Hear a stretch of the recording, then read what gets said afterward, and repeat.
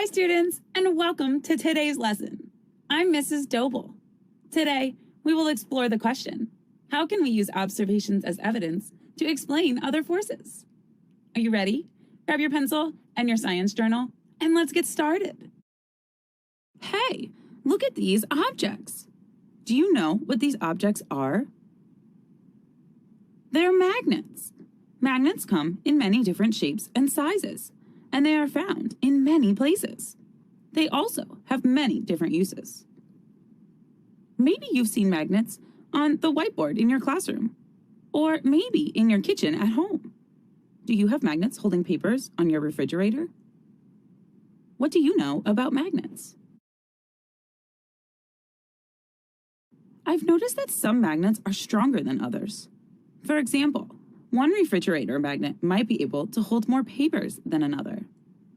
Have you ever played with magnets before? Do you have magnets at school or at home that you can use? Remember to handle magnets with care to avoid pinching fingers or skin. If you don't have magnets in your home or at school, that's okay, because I have a video clip to show you. Focus on the interactions that happen with the magnets. Let's find out what happens. Whoa, what do you see? Magnets can push away from each other or repel each other, but when we flip the top magnet over, the magnets pull towards each other or attract. Interesting. Let's watch the rest of the video clip. What else do you notice? I notice that the magnet does not attract the pencil. Oh, look, the magnet attracts the binder clip.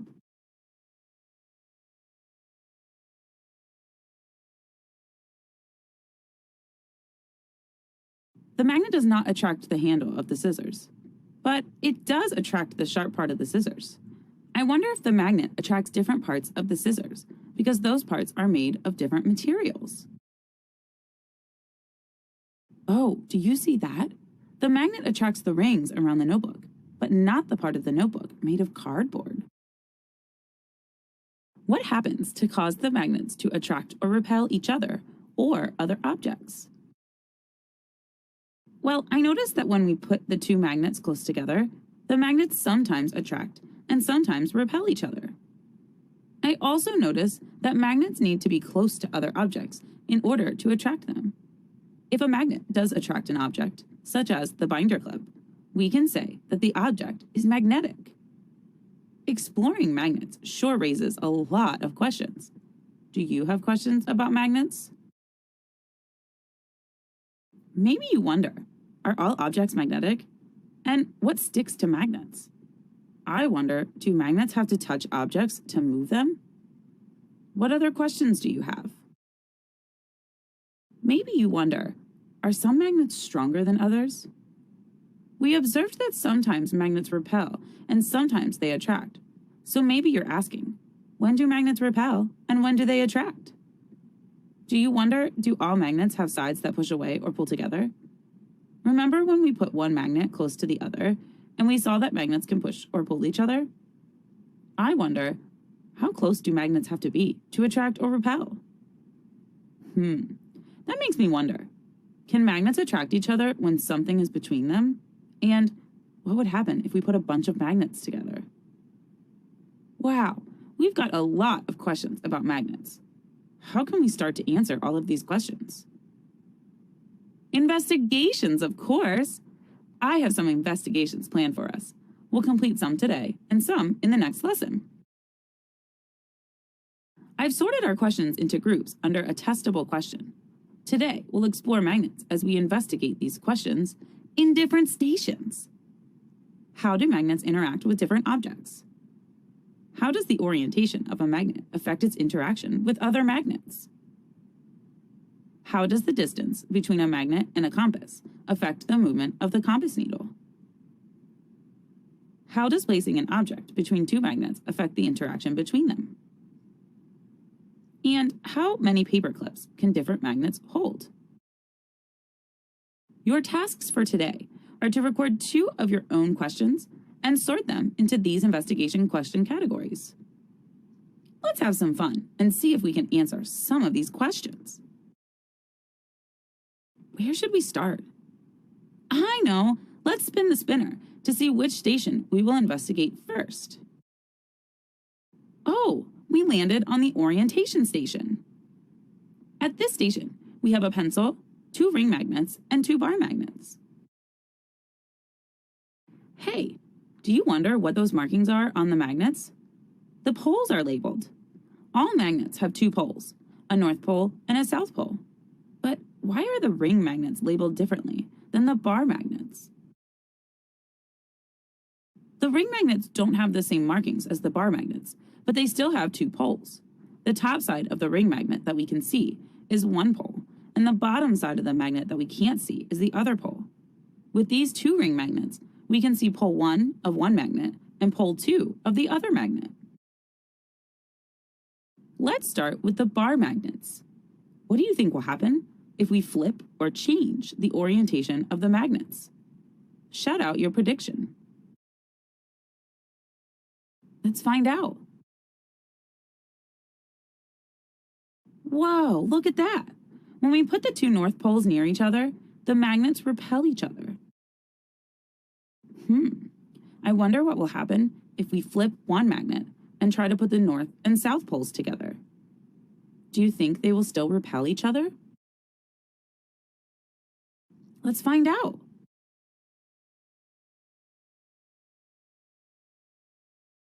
Whoa, do you see that?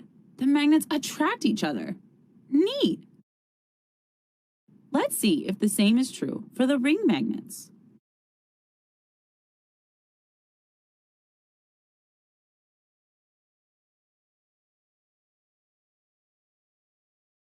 Whoa, do you see that?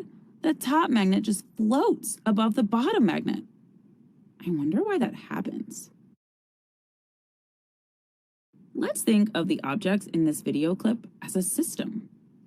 What components make up this system? The system is made up of a pencil and 2 magnets. Now, how do the components interact? I can see that the pencil holds the magnets in place. I notice that the magnets aren't touching each other. It looks like one magnet is floating above the other magnet. Let's watch the video clip again. As you watch, think about the speed and direction of the magnets.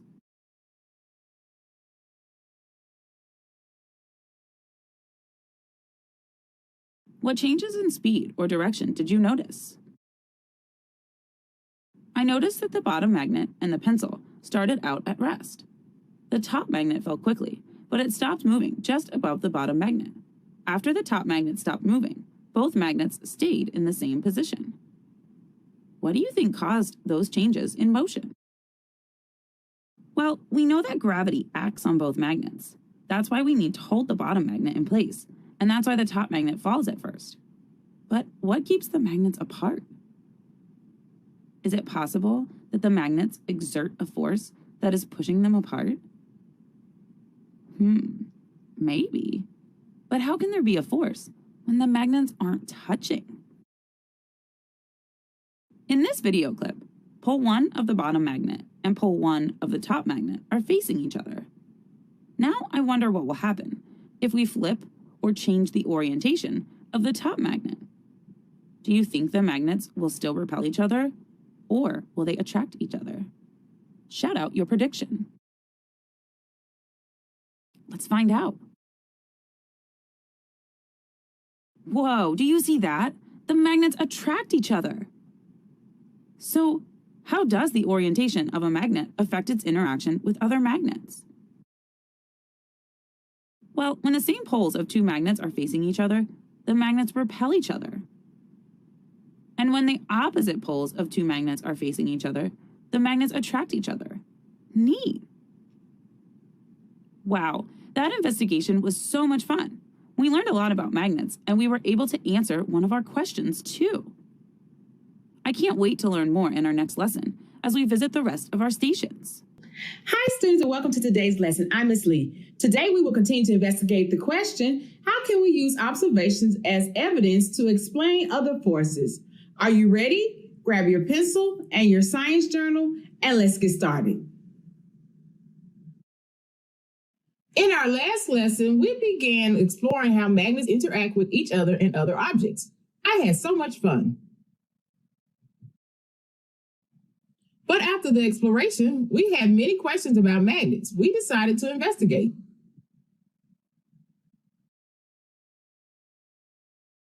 We completed one investigation station using magnets to help us answer the question, how does the orientation of a magnet affect its interaction with other magnets? Which station will we visit next? We landed on the interaction station. At this station, we have some books, a sheet of paper, a wooden block, a craft stick, a bottle of water, and 2 ring magnets. What can we do at this station? Well, we are investigating the question, how does placing an object between 2 magnets affect the interaction between them? So we could put these objects between our 2 magnets and observe whether the magnets can still interact with each other. What do you think will happen? Shout out your prediction. Let's find out. When we put the wooden craft stick between the magnets appear to stick to the craft stick, but the wooden craft stick isn't magnetic. So the magnets must be interacting with and attracting each other, even though the craft stick is between them. Let's keep going. The magnets do not interact when the wooden block is between them.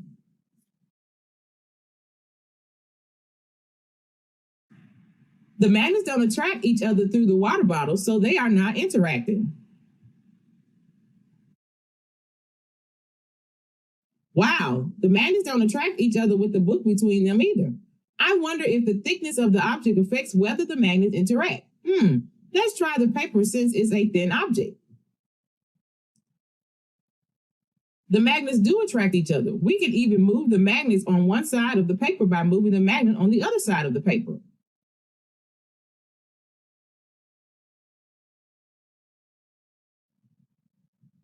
The magnets don't attract each other with the second book either. So how does placing an object between 2 magnets affect the interaction between them? Magnets can interact with other magnets even when there is an object between them, as long as the object is thin enough. If the object is too thick, the magnets cannot interact. I wonder which station we'll land on next. We landed on the strength station. At this station, we have 3 different magnets, including 1 ring magnet, 1 bar magnet, and 1 small disc magnet. We also have several paper clips. Our investigation question for this station is, how many paper clips can different magnets hold? So we'll test the strength of each magnet by seeing how many paper clips each magnet can hold. Which type of magnet do you think will hold the most paper clips? Let's start.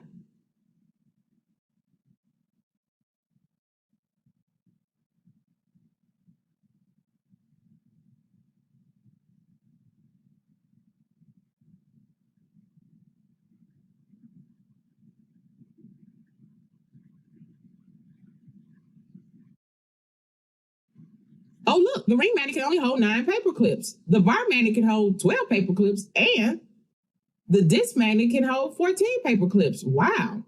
Did you expect that the disc magnet would hold the most paper clips? So how many paper clips can different magnets hold? We observed that some magnets are stronger than others. The strongest magnet that we tested held 14 paper clips, while the weakest magnet that we tested held 9 paper clips. Let's spin the spinner again to see what station we will visit next. We landed on the magnetic object station.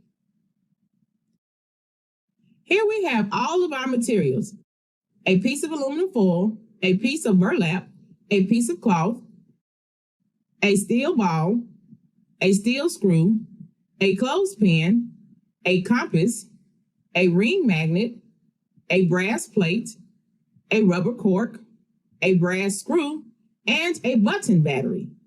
Our investigation question for this station is, how do magnets interact with different objects? How can we use these objects to answer this question? I know, we can put the ring magnet near each object and make observations. Ready? Let's start with the button battery. Will the magnet attract the button battery? What do you think?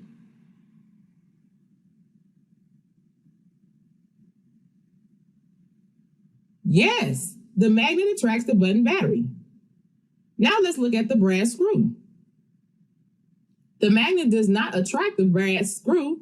Did you think the magnet would attract it? Let's try the rubber cork. The magnet does not attract the rubber cork. What do you remember about the ring magnet? Do you think it will be attracted to the magnet? Yes, the magnet attracts the ring magnet. Now let's test the brass plate. The magnet does not attract the brass plate, just like it does not attract the brass screw. Interesting.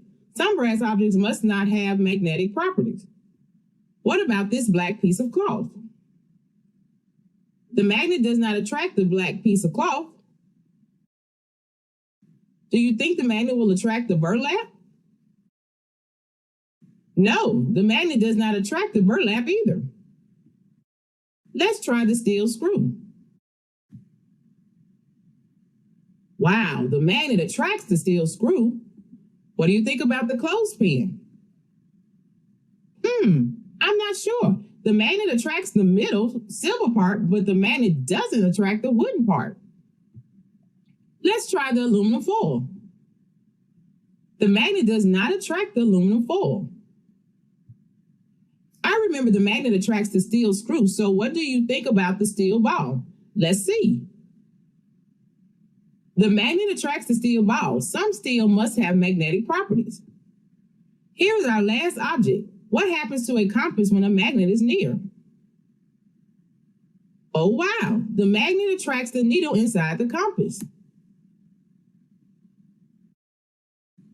So, how do magnets interact with different objects? The magnet attracts all of these objects, but the magnet does not attract these objects. The magnet does not attract the wooden part of the clothespin, but it does attract the silver part in the middle of the clothespin. One more station left. The distance station. Here we have a compass and a bar magnet. We learned in the last investigation station that a magnet attracts the needle of a compass. Our investigation question for this station is, how does the distance between a magnet and a compass affect the movement of the compass needle? How can we use the magnet and the compass to answer this question? The number line marks the distance in centimeters that we will hold the magnet away from the compass. First, let's record where the compass needle is without the bar magnet nearby. The red end of the needle is just below the W. Great. Let's keep going. Now let's place the bar magnet 30 centimeters away from the compass. The needle doesn't seem to move. With the bar magnet at 25 centimeters, the needle moves slightly. With the magnet at 20 centimeters, the needle moves a little more. The red end of the needle is between the W and the S. Look at the magnet at 15 centimeters. Whoa, the needle jumps to the right. The red end is between the S and the E. Now look at the magnet at 10 centimeters. The red part moves closer to the E. And now the magnet is at 5 centimeters. The red end of the needle points directly at the E. As we move the magnet closer to the compass, the red end of the compass needle moves toward the magnet. So, how does the distance between a magnet and a compass affect the movement of the compass needle? We can say that the closer a magnet is to a compass, the more the compass needle will move in the direction of the magnet. Great! We made it through each investigation station and we've answered our investigation questions. One of your tasks today will be to summarize what you learned about magnets in this lesson. Think about the investigations in this lesson. Did the investigation change your ideas about the way magnets work? Another one of your tasks will be to answer this question. In our next lesson, we will continue to analyze these investigations. Let's review your tasks for today. First, answer the question about the magnet investigations. Second, summarize what you learned about magnets in this lesson.